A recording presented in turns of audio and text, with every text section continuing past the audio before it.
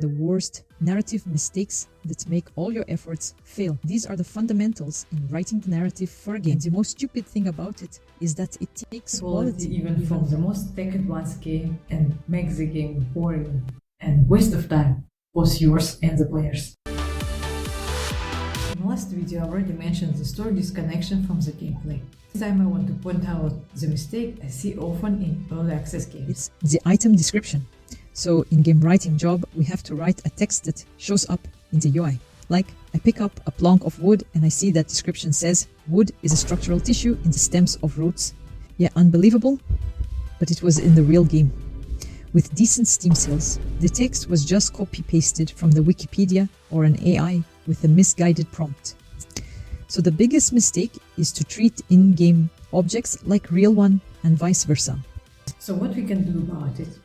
When I interact with the item, I want to know what it is, where it comes from, what it is for, and what are the possible dangers I have to be cautious about. In a nutshell, if I pick up the plank of wood, I should see the title, a plank of wood. Where it comes from? You can find them by cutting big trees. And what it does? Used to craft bait, for example. And what are dangers to be cautious about? It's easy to break after only 5 hits. Or it's a med kit, can be found at vending machines, and it boosts health for 50 points. When we start a game, we immerse into it straight away, and the tutorial sets the mechanics. And then you're ready to play for real. Nothing killing the pace as overbearing dialogue or narration formatted as a pure text. And the text is not the problem here. Not everyone can afford voice acting for their production. We use text for nearly everything, so to make it easy, it should be read easily. But how the text is presented is crucial here. Just stop. Separate your texts in smaller bite-sized pieces. Usually it's no more than 3 sentences at a time, around 20 words in total. There's nothing worse than the wall of text with long sentences and unclear tone. Let's have a look at a generic RPG game. In such a classic game, you'd have a set of characters. All of them have strengths and weaknesses. So with a playable character, we always have a choice to plan and guide our upcoming gameplay. Elves are more skilled with swords, but not with axes. Orcs are blunt, but require a heavy armor and slow. Khajiits are stealthy, fast but bad with ranged weapons and so on. In some cases, it can be the same character, but you can build several skills or all at once for the perfection score. However, when it comes to NPCs, we also need a variety of their special thing and special weaknesses, at least one, and the rest can be an average. So while the variety and diversity of the main character gives a sense of choice and strategy building for the player, NPCs need to complement those abilities as well.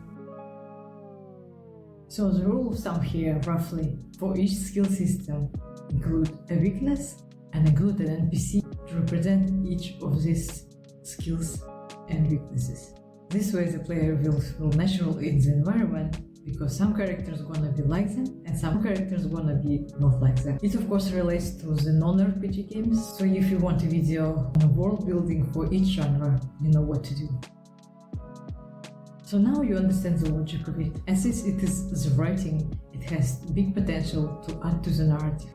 How to actually make players actually want to read UI UX texts and get some additional benefit from that. That's where style and mood comes up. It should match your genre. If the text doesn't add up anything to the story, you're wasting yours and players' time. That's what's so practical about the narrative, is that comes up natural. With a glance at the object, we could get all the additional information about the world building. So, customizing your text to the lore and world building is the easiest step you can incorporate narrative design into non-story driven games. If your player's gaming experience was a platformer game, imagine all the blocks and platforms are suddenly disappearing, disintegrating, or leading to a wall. No matter what you do, just can't stand on your feet strong enough to make that leap to the next level. This is how it feels to play a game with muddy dialogue, no character growth, and very bad dialogue. Those are typical symptoms of poor plot structure. It is impossible to fit everything in one video, so I'll talk about in detail in the future. But for now, keep in mind that unstructured plot have a tendency to spoil any game. If your plot is a hero saves the world from the evil with no understanding what this evil wants, how to stop it, who are the characters with you or against you, Why do we collect items along the way? Why are we building skills? Why your hero is the hero? What are the logic of the world? It's not a plot. And with that, we get boring-ass dialogues where it seems like we explain motivations and goals, but then it's not ever mentioned again and has no significance on the story at all. I'd be surprised anyone will even make it till the end, because the conclusion will be unsatisfying. Especially today, with such daily information overload, our brain is very selective what it wants to commit to, and simple dopamine spike only can go so far. So make sure you structure your plot to have a solid ground for your narrative.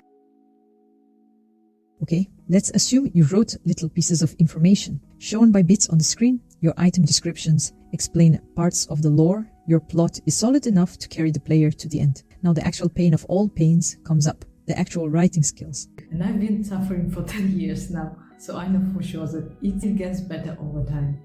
But some things never change. It's like basic grammar rules in the language you're writing.